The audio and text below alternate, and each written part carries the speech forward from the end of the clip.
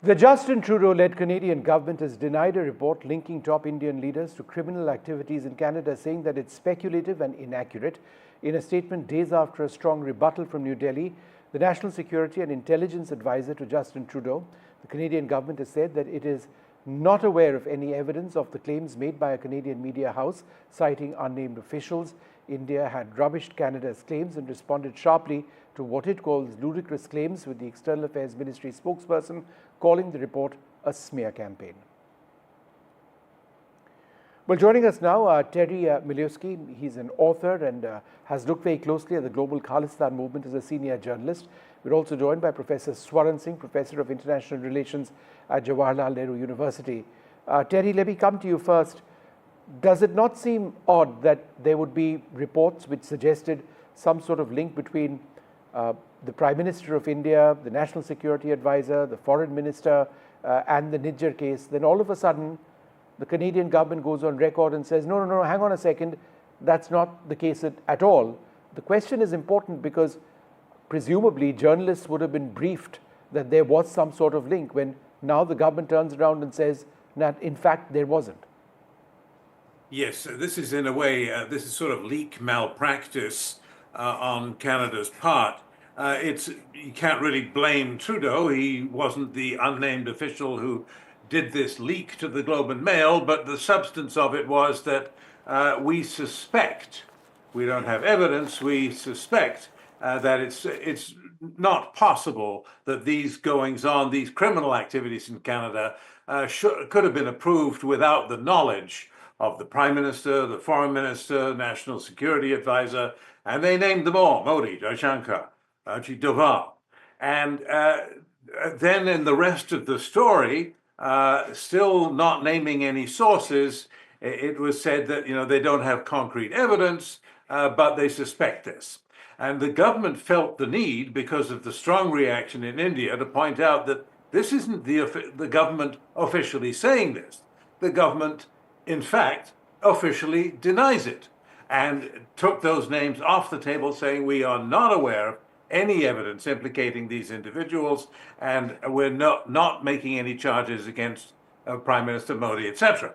Well, you can understand that it's a little bit late in the day. This leak should never have been made, but that's all it was. It was an unauthorized and inaccurate leak, and the government has done what it can to fix it. That doesn't solve the problem, though. Terry, there's been another interesting... Go ahead, sorry. Go ahead with your point. I'm sorry. I just like to finish on this point. Yeah. The government is not withdrawing the allegations that it has made. It's really just withdrawing the allegations that it has not made. Terry, now let me read that statement.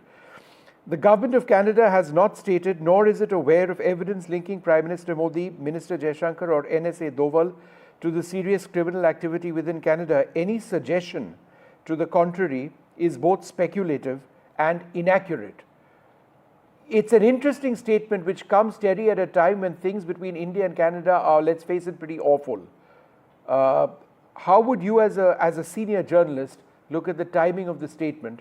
And can we infer that there may be some talks at some level happening somewhere in the background? Well, there are some talks, at some level, as you put it, in the background, but it unfortunately has been at a pretty low level, with the single exception of the fact that Mr. Biden at the recent summit, G20, did apparently draw Mr. Trudeau and Mr. Modi aside together. We don't know what that was about. We can guess, because those happen to be the three countries involved in this smackdown, this diplomatic disaster over the allegations made a year ago by Justin Trudeau. So what seems to be happening to me is that there's very bad blood here, where the Indians have been saying, you haven't given us a shred of evidence, and the Canadians are saying, oh yes, and we're leaking quite happily that we certainly did give you a bunch of evidence, and Mr. Doval turned it down, saying, we're not going to help you. We're not going to cooperate with this investigation, which for the Canadians, they interpreted that as a red flag. That means that the government of India is implicated because it clearly has something to hide. Otherwise, It would be willing to come forward and say, well, we're shocked Okay. hear about these activities, and we'll help you get to the bottom of it. They didn't say that. So the bad blood persists. You have accusations that come out in the media anonymously that are then retracted officially. It's not getting better, it's getting worse, isn't it? Professor Swaran Singh, the other very interesting development was Canada's transport minister, within I think 48 hours of declaring that there would be additional screening for India for passengers traveling between Canada and India, has now pulled that and has said that no, in fact, we withdraw that. That's not necessary. I'm just speculating over here, but that also seems to be, a positive move in a small way. Would you read anything into that? Definitely, Vishnu, both these things, and I agree with Terry, such things in terms of leaks do not happen on such sensitive issues without green signal from the very top. Because this whole anti-India tirade has been personally carried by Prime Minister Justin Trudeau. So any deviations, any corrections, course corrections will have his nod definitely. And both these indications to me are that since June last year, the relationship was being constantly complicated by these escalating accusations, starting with the talking about India's agents to taking all the way to the national leaders. To I think these two being a signal for Canada deciding to climb down. Now, what could be their reasons is a matter of speculation. Of course, Terry mentioned of a conversation that President Joe Biden had with Prime Minister Modi and Justin Trudeau in Rio de Janeiro. Apparently, to me, another important reason could be the fact that President Donald Trump is now designated president to take over presidency for next 4 years.